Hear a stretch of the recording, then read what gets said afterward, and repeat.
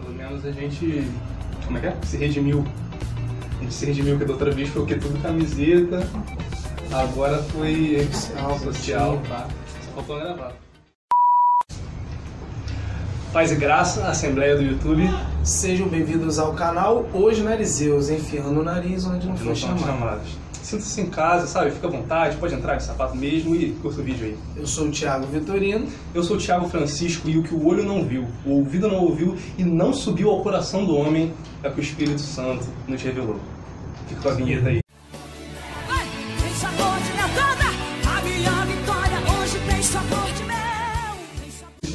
A gente vai estar lendo 1 Coríntios capítulo 2, versículo 9. O que os olhos não viram, os ouvidos não ouviram e nem penetrou no coração do homem são as coisas que Deus preparou para aqueles que o amam. Tudo bem, qual a interpretação que a gente normalmente ouve sobre esse texto? Assim, a gente ouve e já aparece na nossa cabeça, céu. Assim, é praticamente impossível ouvir uma pregação sobre o céu sem citar essa passagem, né? Sim, é claro que no céu vai ter coisas que a gente não conhece, ou que é impossível a gente conhecer nessa terra, mas não é exatamente disso que o texto está falando. Na verdade, esse texto, assim, a gente tem o hábito de pegar uma passagem já conhecida e a gente reproduzir a interpretação de alguém. Não é o caso desse texto, não tem nem tanta dificuldade, ele é um texto até fácil. Sim. O problema é que como a gente já tem o hábito de pegar a interpretação de alguém e a gente reproduzir, a gente já nem analisa os detalhes que o texto traz. Se a gente parar um versículo, analisar ele de forma não aleatória, mas dentro do seu contexto, a gente acaba não se perdendo nem tanto assim. Sim, eu acho que o segredo é isso mesmo. O contexto, você tem que ler o que vem antes e o que vem depois, sabe? Uma carta, quando o apóstolo Paulo sentou para escrever a carta para a igreja de Corinto, ele não separou cada versículo e tal. Não, aquilo ali fizeram depois. Ele sentou e escreveu uma carta inteira, então tudo tem a ver com tudo. E aquilo ali é um assunto que ele trata tanto antes quanto depois. Então a gente tem que ter essa visão para o contexto e também ler tudo como se fosse, né, a primeira vez, não ficar, eu já sei isso, nem vou prestar atenção, porque às vezes a gente fica enganado. É verdade, né? Até porque se você não abordar o assunto, que uma carta ela é dirigida a alguém para tratar de um determinado assunto, não é algo assim jogado no ar. E o assunto em contexto, o assunto que envolve a referência, tem que ser levado muito em consideração. Tem muita gente aí fazendo uma leitura equivocada do texto bíblico e até conduzindo pessoas aí para um caminho muito errado aí, porque infelizmente não aprenderam a fazer uma análise, como você falou aí, nos detalhes que o texto nos traz. A gente tem que ler o antes, a gente tem que ler o depois. A gente vai para o significado real do texto. Se não fala sobre o céu, fala sobre o quê? E é muito interessante que você não precisa nem fazer uma exegese mirabolante. É só você ler o versículo 9, acabou de ler o versículo 9, lê o 10. Olha só, o versículo 10 diz: mas Deus nos revelou pelo seu Espírito, porque o Espírito penetra todas as coisas, ainda as profundezas de Deus. Então, é até engraçado, porque está muito claro que o Espírito revelou. Ele falou assim, as coisas ocultas, que o olho não viu, tal, mas o Espírito nos revelou. Então é o que? É uma coisa que estava oculta, mas já foi revelado. E aqui já estava revelado na época de Paulo. E a gente vai ver, se lermos o texto todo, depois a gente não vai ler aqui, porque vai demorar tempo demais, né? Mas depois em casa leia 1 Coríntios, o capítulo 1, o versículo 17, até o final do capítulo 2. Capítulo 2, versículo 21. Então esse, mais ou menos, um capítulo e meio vai falar sobre esse tema, que é a sabedoria e a cruz. Essa relação entre o nosso conhecimento, né, e a cruz. E a gente pode ver isso muito claro no início do capítulo 2, que olha só o que diz. E eu, irmãos, quando fui ter convosco, anunciando-vos o testemunho de Deus, não fui com sublimidade de palavras ou de sabedoria, porque nada me propus saber entre vós, senão a Jesus Cristo e este crucificado. Então aqui no versículo 2, é um versículo muito interessante, que o apóstolo Paulo ele resume tudo que ele tinha pregado numa frase: Cristo e este crucificado.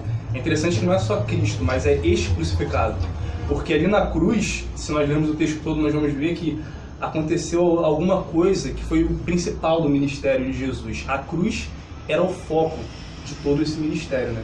E o mistério revelado é esse, né? Todo autor de qualquer versículo, de qualquer carta, qualquer livro bíblico, ele tem suas marcas. E por ter suas marcas, quando ele escreve, por exemplo, no caso de Paulo, né, ele escreve várias cartas. E aí existiam problemas em comum e orientações também dadas em comum para outras cartas, mesmo que para povos diferentes. Como nesse caso aí, a gente quando pega para ler Colossenses 2, a partir do versículo 2 em diante, diz assim: para que os nossos corações sejam unidos, estando unidos em amor e enriquecidos na plenitude do entendimento para o pleno conhecimento do mistério de Deus. Mais uma vez, Paulo repete essa questão do que é o mistério de Deus e ele diz aqui: qual é o mistério de Deus? Cristo, no qual estão escondidos todos os tesouros de sabedoria e de ciência. Então, toda vez que a gente vê Paulo citando o mistério, normalmente ele está apontando para a cruz de Cristo, para a salvação e para a nova vida que Deus traz através de Jesus Cristo. Exatamente. Então, é muito importante a gente saber desse mistério. Também tem outro versículo interessante aqui, no capítulo 1, versículos 22 e 23, que diz assim: porque os judeus pedem sinal e os gregos buscam sabedoria, mas nós pregamos a Cristo crucificado, que é escândalo para os judeus e loucura para os gregos, porque na cruz foi revelada uma forma de vida, uma maneira de pensar totalmente diferente. Quem eram os judeus e os gregos? Eram grupos muito fortes na época de Paulo, com que eles lidavam, e grupos que estavam sendo evangelizados, né? Então os judeus eram aquele povo, sabe, tradicional, eles realmente criam em Deus, no mesmo Deus, mas eles não aceitavam Jesus e eles era um escândalo para eles, realmente. Eles criam na lei, mas não sabiam o que era a graça, né? Do outro lado você vê os gregos, no outro extremo, que era um povo da filosofia, um povo mais liberal, eram as coisas mais racionais. E ao mesmo tempo tinham naquela época, né, no primeiro século, uma herança da mitologia. Então você tinha ali um misticismo mais ligado com a racionalidade. Então os dois rejeitavam a cruz. E eles tinham uma coisa muito interessante aí, você falando, eu me lembrei aqui. Eles tinham uma coisa em comum muito interessante. Por isso Paulo vai dizer assim, né, que as coisas que estão ocultas, que a mente humana não conseguiu entender, não penetrou na mente do homem, no coração do homem, coisas que o homem tinha uma ansiedade. O que os gregos e os judeus tinham em comum? Uma grande expectativa das coisas espirituais.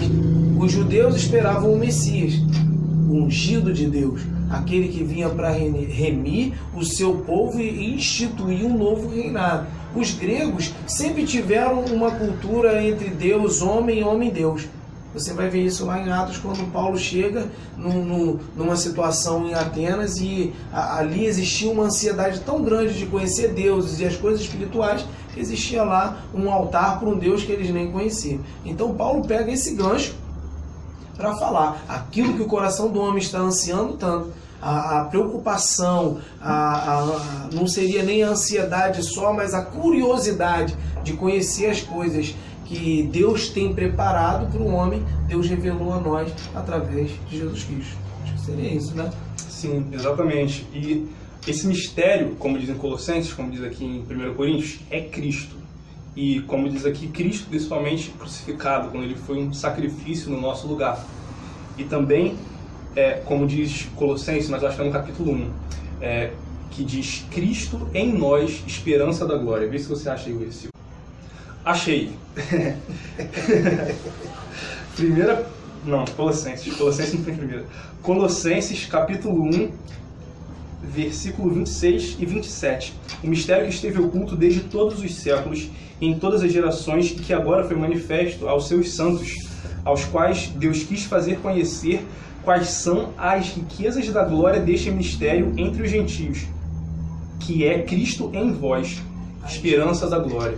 Então é interessante que acaba que, mesmo sem ter uma relação com o céu, acaba tendo, porque é Cristo em nós, e essa habitação do Espírito é a esperança de que nós tenhamos uma glória, né? E aqui, só para finalizar, voltando ao texto de 1 Coríntios, nós vamos estar lendo o último versículo, que está em 1 Coríntios 2:21.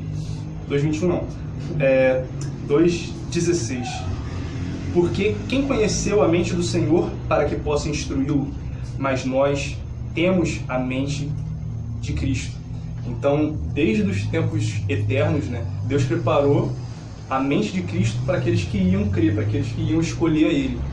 É esse o mistério, é essa maneira de pensar, é o novo nascimento que Deus preparou para aqueles que o amam.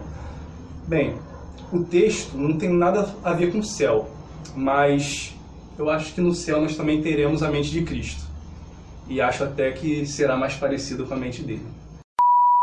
como eu te falei, a média é isso aí mesmo, cara. De 5 a 7, eu acho. Então, gente, normalmente o que acontece? A gente erra várias vezes e tem várias Não, eu não matérias. errei não. Calma, foi normalmente. Tô comparando com a situação. E a situação agora é a reversa. Então o que aconteceu? A gente. Achei! Calma, cara, achei. deixa eu explicar. Ah, tá, foi mal, vai. Normalmente isso que acontece, mas dessa vez não teve tantos erros de gravação assim. Na verdade teve alguns, só que foram repetições e erros chatos de ver. Então o que a gente pensou? Bem, tem que ser erro de gravação, né? Então a gente vai fazer aqui alguma coisa pra ser erro de gravação, não sei se vai ficar bom. Não sei. Eu acho que erro de gravação é mais quando é coisa natural, assim. Acho que esse não vai. Não é. Ah, ó. E ele tava maior que eu tava sentado nesse negócio aqui. Mentira.